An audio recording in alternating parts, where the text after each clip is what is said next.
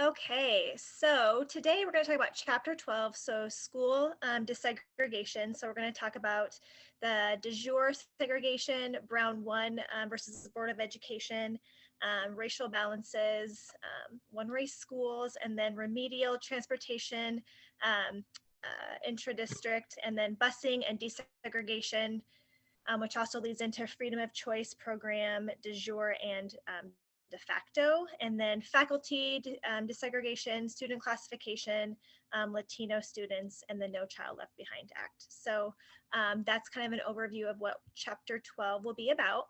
In the first slide, to start out, so racial segregation was allowed in the US until the 1950s and 60s. It was believed by the courts that children based on their race was constitutionally impermissible. So on the next slide, slide 2, the 14th Amendment was passed in 1868, and this provided an equal protection under the law. However, majority of the US schools remained segregated. It was viewed by most school boards that separate but equal was acceptable at that time, when in reality, separate facilities for minorities was not equal. So that kind of goes into the Plessy versus Ferguson case, which was in 1896, which we'll kind of get into a little bit down the road here. But on slide 3, the Brown versus Board of Education. So the next few slides, it kind of all ties together here. So in that Brown versus Board of Education, this was a huge milestone decision. The Supreme Court ruled that separating children in public schools on the basis of race was considered unconstitutional. So this then signaled an end of legalized racial segregation in schools in the United States. So the Brown versus Board of Education came out when Black children in Kansas, South Carolina, Virginia, and Delaware, they challenged the state statutes requiring racial segregation in the public school system. So each state challenged the law in that federal district court that these laws were a violation of the Equal Protection Clause, which the 14th Amendment. And each court did affirm that as long as facilities for Blacks were equal to those for whites, then the segregation was acceptable. But the US court ordered to review that decision, which was made by that lower court, and it was argued that segregated schools couldn't be made equal because of the separation from the white facilities. So it was made clear from court's examination that the effects of the separate but equal on children in schools was in fact unequal. So this decision, however, did not come with any guidance. Nothing was mandated after that, so there was no time frame or anything implemented at that time. So then that kind of, so I'm trying to, what slide are you on here? Yeah, tell me which way if you need something. So that kind of leads into the Plessy versus Ferguson, if I kind of can get into that a little bit. So when that came about, which was in 1896, that kind of served as like a catalyst for the expanding civil rights movement during the decade of the around the 50s. So basically what happened was Plessy was a Black passenger on a train and he entered a coach for whites only. He refused to leave, and then he basically challenged the law after being arrested, claiming that discrimination based on color was a violation of the 14th Amendment. But the US Supreme Court then declared that Louisiana's law was in fact not discriminatory, which warranted a separate but equal concept.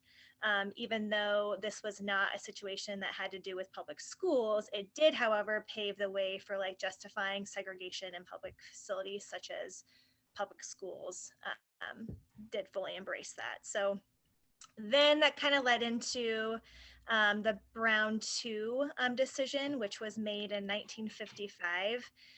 So that kind of gave hope to all of those that opposed that original verdict of the Brown versus Board of Education, which was a year earlier. This was a solid victory for white Southerners, and that the court did not really intend on any time soon. So basically, in many ways, the Brown versus 2 was just as important, if not more important, than the Brown versus Board of Education, as it set most of that into motion.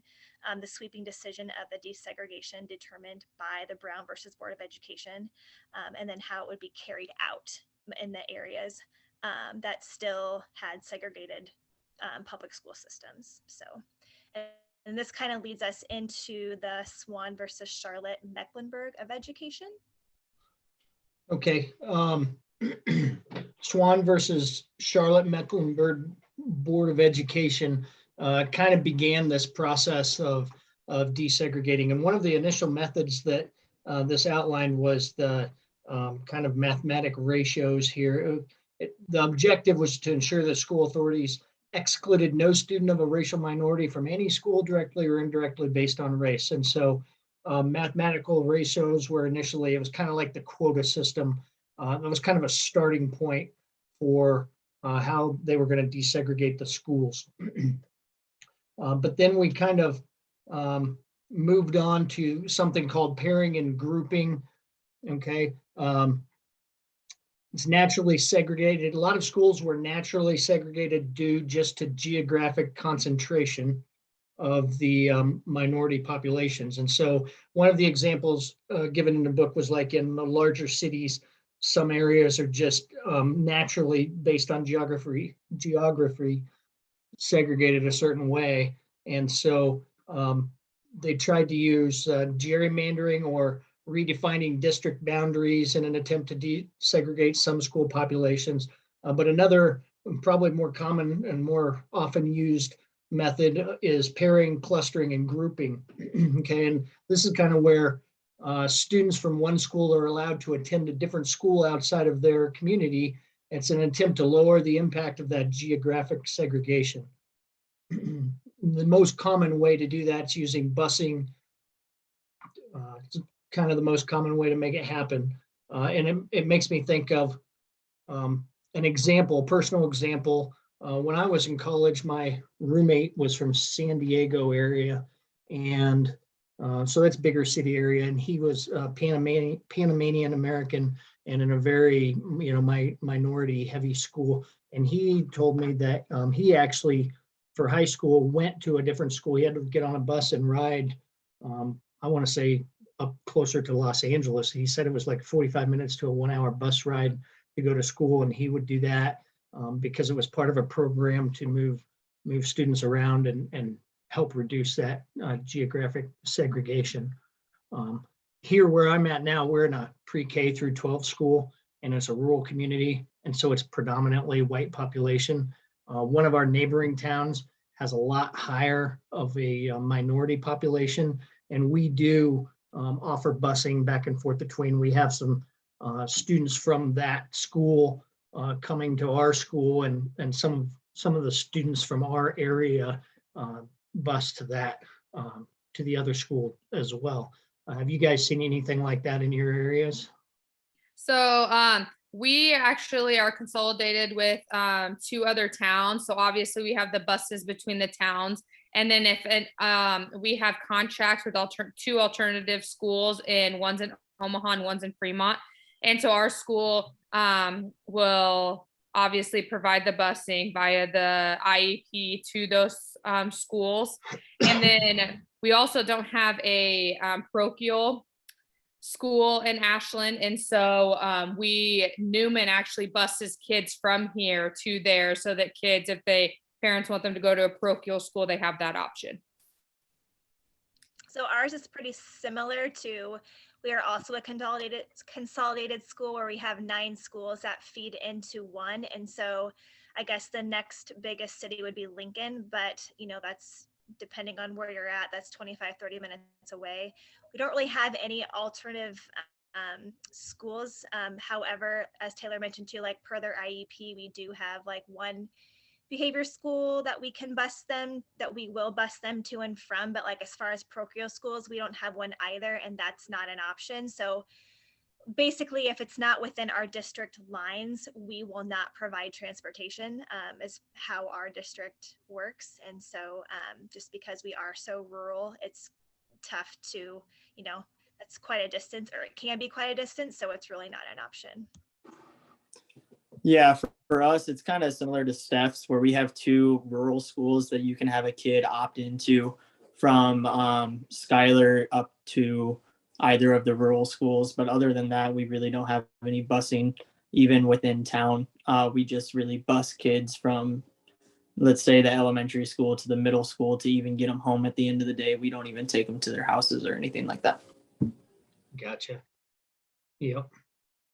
Okay. And that was something that, as the courts kind of ruled that this was a acceptable means of doing this, or of desegregating or trying to desegregate schools and using busing, it did pull up the fact that, because of road conditions, distances, traffic, all of these differences between different geographic places where these schools are, there's no way to make a rigid one-size-fits-all rule that shows how to do all of this. So they left a lot of leeway up to local districts and areas to figure out how to do this. So that's why I think it sounds like all of our situations are a little bit different. Another interesting thing, so communities are constantly in change. So if one community is a high minority population, over a couple of years, that could completely change one way or another.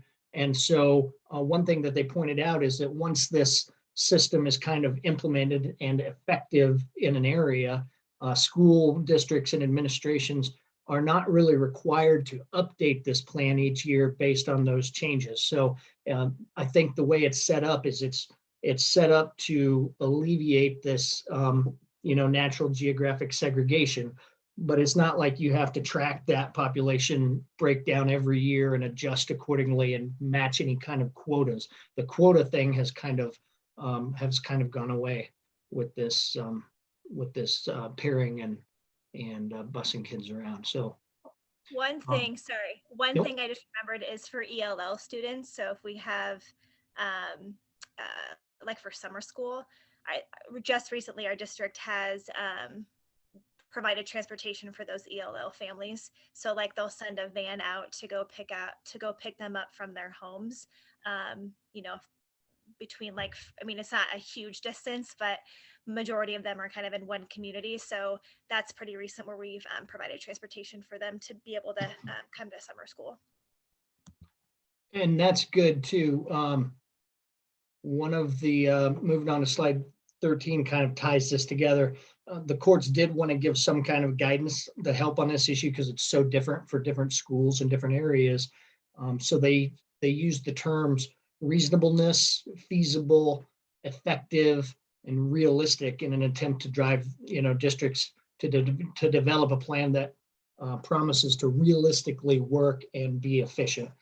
So that, I think, kind of explains why each of us experience this a little bit differently in our areas. It's more realistic or feasible or reasonable, depending on locations of other schools, vans and buses, the availability of transportation, stuff like that. As the 1977 case involved, it's mentioned in the book, involving the Kansas City, Missouri school district. The courts can deem a plan unreasonable and apply mandates to improve the situation. So in the Kansas City court case, the district court ordered that a bunch of stuff in an attempt to desegregate the schools with over 70% minority population. And it also they lacked in academic achievement. So they ordered things like programs that would attract white students from the suburbs to those schools, calling it the construction of a superior school system to attract white students. And they ordered, things like funding for teacher training and cross training, teacher salary increases, and quality education plans and stuff like that. Okay, so this was challenged. The U.S. Supreme Court reversed the ruling. And here's the key here. The U.S. Supreme Court said there was no compelling evidence in the district court's records to support the theory that the continuing lack of academic achievement in the district resulted from past segregation. And the intent of the district court's mandates had been to reverse the results of past segregation, specifically the lacking academic achievement of the schools with higher minority populations. So in other words, kind of what they did here was they used the let's alleviate segregation, the past segregation, and they used that terminology to try to increase academic achievement and say that was the cause of the lack in academic achievement. And the takeaway here is that the court system, though they were all trying to improve the educational environment for the students, in that case, they didn't have specific evidence to show that that lack in academic achievement was resultant of the segregated, the natural segregation in the schools. So whether that was right or wrong, it was evidence-based. So this is kind of the last of my part here. The takeaway is, we're all trying to improve the educational system for our students. But when it comes to stuff like this, we need to make sure we have evidence that shows the methodology and reasoning behind what we're doing. So talking about transportation, this is going into the busing and desegregation. So there were anti-busing laws. So parents wanted, instead of money being spent other places, parents wanted money to be spent on neighborhood schools. North Carolina law prohibited busing children to achieve racial desegregation at the conclusion of the Swan case, as Dennis was explaining. The State Board of Education school officials sought review from the Supreme Court, and that ended up being upheld. California passed the Proposition 1, which was barring busing to achieve desegregation. So the Supreme Court upheld a state constitutional amendment barring the use of mandatory busing except when there was evidence that the 14th Amendment was violated. In Washington, voters approved legislation restricting busing. So they couldn't use busing to achieve a racial balance in schools. The citizens that opposed busing were parents of minority children or parents who only had the one-way busing that was supported. So this was like discriminatory attitudes towards Black children, and that their children were being bused a long ways away from their neighborhoods. Busing for racial balance was implemented to affect class and status, though reallocating educational services to minority students. So the whole goal of the busing was to achieve that racial balance in the schools, protect the civil rights of Black students, and to foster that equality in the schools.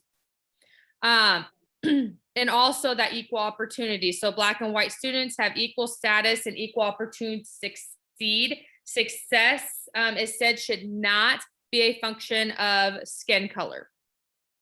And then there is not a slide for free transfer and freedom of choice, but I thought this is important to include.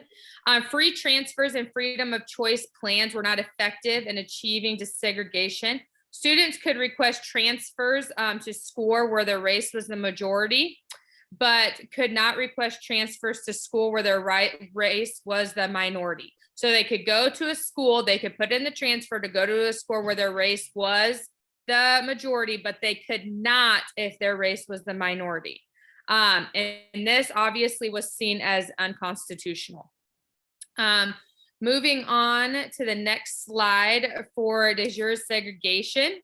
So the definition of this is racial segregation derived from the enforcement of law.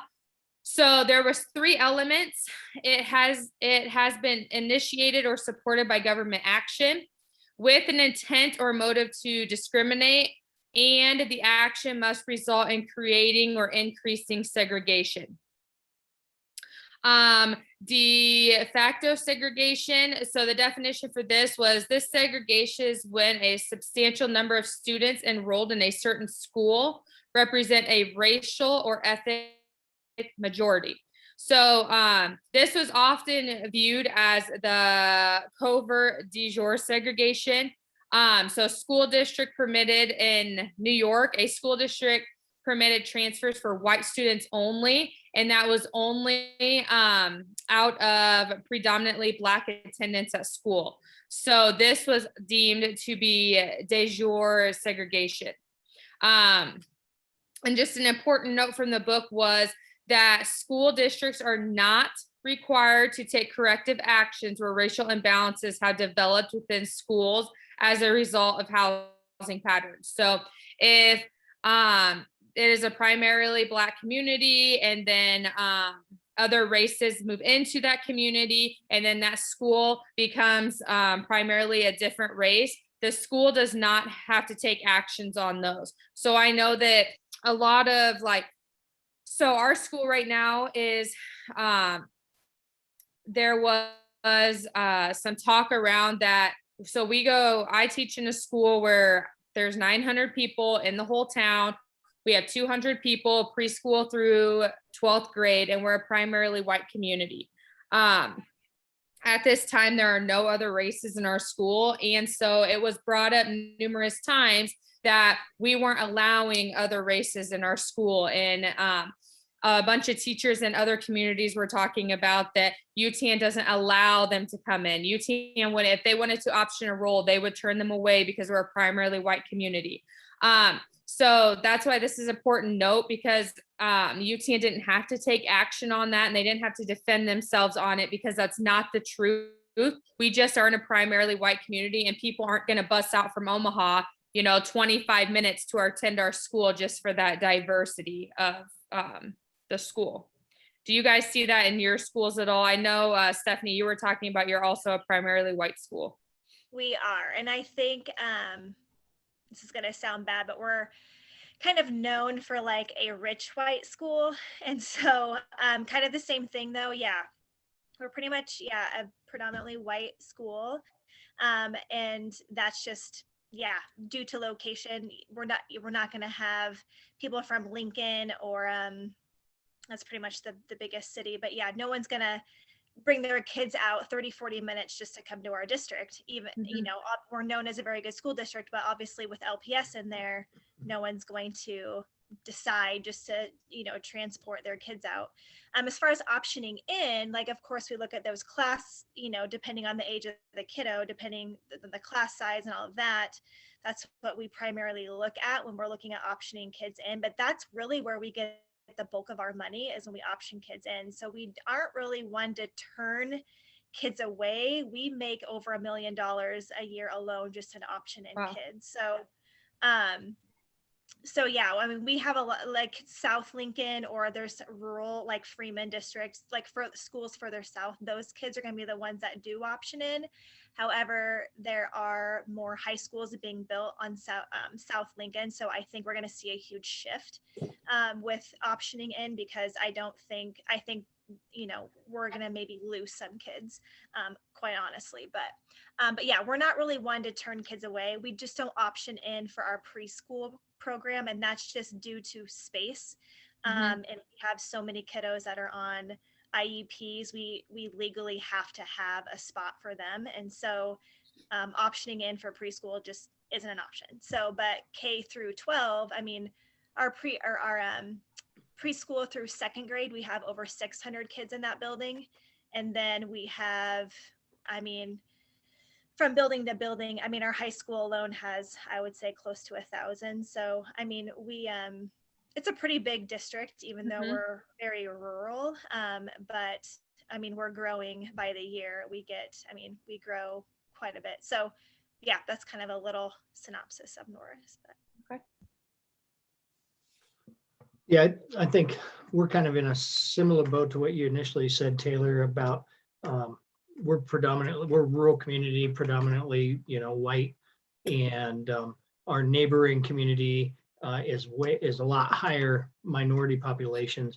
And I kind of wanted to hit on what you said again about it's not a requirement that we have to swap students to meet a certain quota or ratio or something like that. But I think in the spirit of the law is providing that availability for students that want to do that, or families that want to do that. And so that's where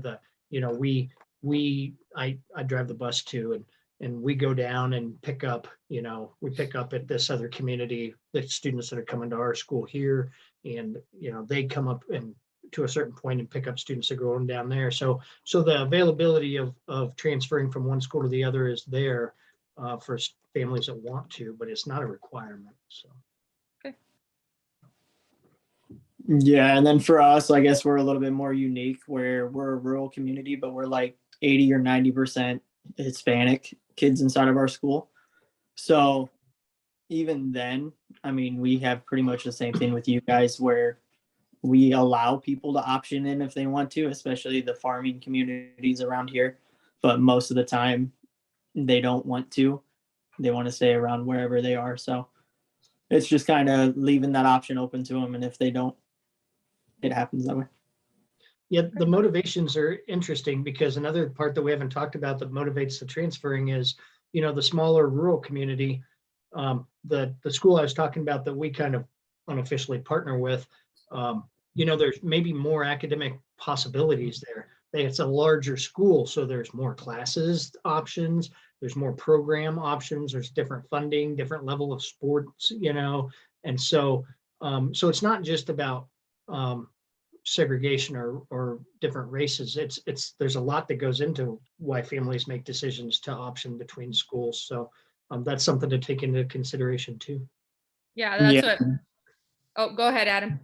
Just kind of to piggyback off of what he said, with us having the rural schools, that's mainly where the farmers send their kids because it's more one-on-one with the teacher. There's smaller class sizes where it's like one teacher for every 5 kids. But then they also get to play on our sports teams, which were Class B. So they kind of get the best of both worlds for us here. Mm-hmm. Yeah, and that's why I was just kids coming to our school would just be to get that small town feel. I mean, we just got golf this year. And so, people coming from Omaha, they either want that small town feel or there's no reason they're coming because they have way more opportunity in those big schools. And I think that's the reason a lot of them don't option enroll into our districts. And I think it works. We've had a few students from large schools come here because we're like you, we have less than 200 students from pre-K to 12. And so I think our biggest class is 22 students, and some students just can succeed there when they can't succeed in a large school where they get lost in the mix, so. Yeah. All right, Adam, you're up.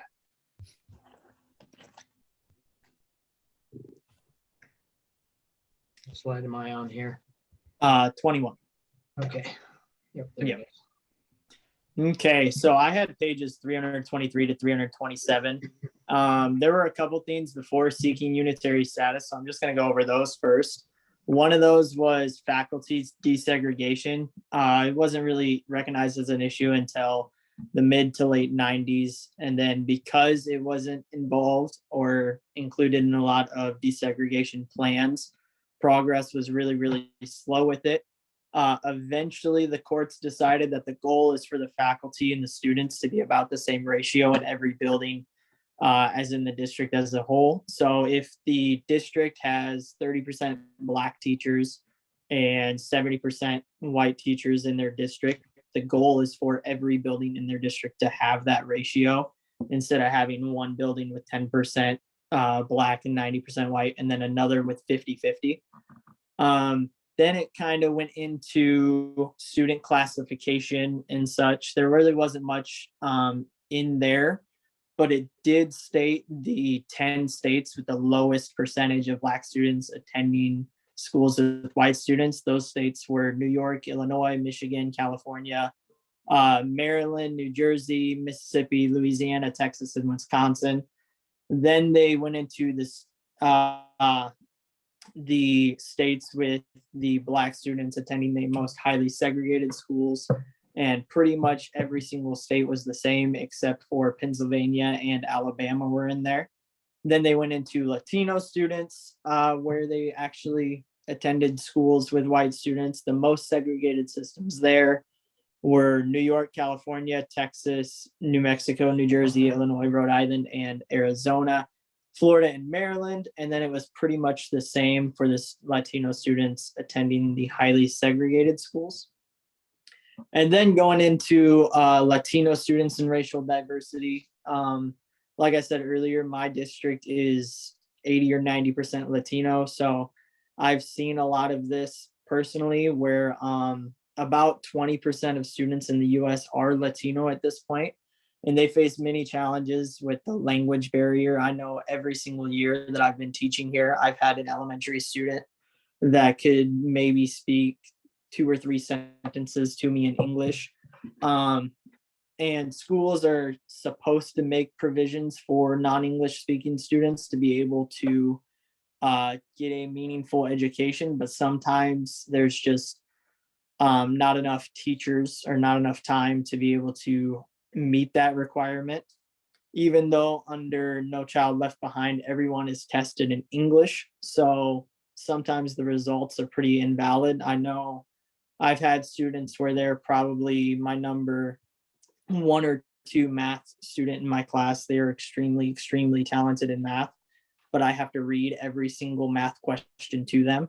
So when they take the standardized test, they scored well below average just because they couldn't read what was on the test. And then that kind of goes into No Child Left Behind and civil rights. People view No Child Left Behind as an integral component to civil rights. It gives an equal opportunity for all children, irrespective of race or in socioeconomic status. It's supposed to direct states to define major racial and ethnic subgroups that have been underserved and focus on them. Opposition from civil rights groups cite that school choice, high stakes testing, and punitive sanctions are in No Child Left Behind. It's meant to close the achievement gap, but I think we can all state that it hasn't really done exactly what it was meant to do. So now we have the Every Student Succeeds Act that hopefully kind of helps that out. Now, finally, in my thing, it gets to seeking unitary status. So we can go back to slide 21. So unitary status is just meaning that the courts are no longer going to be supervising your school district and making sure that you are doing all that you can in good faith to become desegregated. It has happened in a few different school districts across the nation. A couple of them are Denver, Colorado, Buffalo, New York, Dallas and Austin, Texas, Nashville, Tennessee, and more. So they have essentially made the claim that they have operated in good faith and made a concerted effort to achieve desegregated schools. A court case that kind of feeds into that is the Board of Education of Oklahoma City Schools v. Dowell. It was in 1972 that this court case happened. The court mandated that Oklahoma City public schools have a desegregation plan. By 1977, the court found that they had done enough to achieve unitary status. So they were relieved of court supervision. But then in 1984, they had an increase in young Black students that necessitated them being bused further away. Because of this, the school district adopted a student reassignment plan where students K through 4 were assigned to their neighborhood schools, and students 5 through 12 were still bused. And the parents that filed the initial complaint in 1972 refiled for the initial suit to be reopened, even though it was closed. It bounced back and forth between the district courts, appeals courts, and the Supreme Court. And eventually it was found that regulatory control over unlawfully segregated districts is limited to the necessary time to remedy those vestiges of the past. Then it went into the next slide where it talks about good faith incremental approaching, a good faith incremental approach to achieving unitary status. The court case that tied into that was Freeman v. Pitts. It was in 1969. After implementing a bunch of measures to try to desegregate, the district had achieved unitary status in all but 2 areas. So the court ended up only retaining control in those 2 areas, and the school district didn't really like that, so they appealed to the Court of Appeals. The Court of Appeals said that you can't be unitary until all areas are sufficient. That then got kicked up to the Supreme Court, and the Supreme Court said that it is constitutional and that it allows school districts to focus on the areas that they need to achieve that unitary status that they need to. And then just like it says right there, achieving unitary status in some areas may lead to relinquished control. In the school district, in that court case, the two areas they didn't achieve unitary status were faculty assignments and resource allocation. So the Supreme Court was basically saying focus on those two areas and you're unitary and everything else. The next slide pretty much says the same thing, where it allows them to do or to have further attention to those different areas that they need to if you do it in an incremental approach. The last thing for my section was Brown v. Board of Education of Topeka, which is known as Brown 3. It just said that the court must assess if the school district has done everything they can in good faith to desegregate the school. And if the district shows effective results in moving away from segregation to desegregation, it'll generally be approved for unitary status. And I believe that is all we have. Do you guys have anything to add? I just wanted to point out that, we talked about this before, listening to this as we go through it. This chapter was really hard to do in order from start to finish and follow the slides because everything ties together so much. I mean, Steph, you started out with the discussion about Brown, and Adam, you finished up, you were still talking about Brown, so this was a really hard one to go through and not, restate a bunch of stuff, and everything was kind of working together. Yeah, agreed. Yeah. Yep. All right. Thank you very much.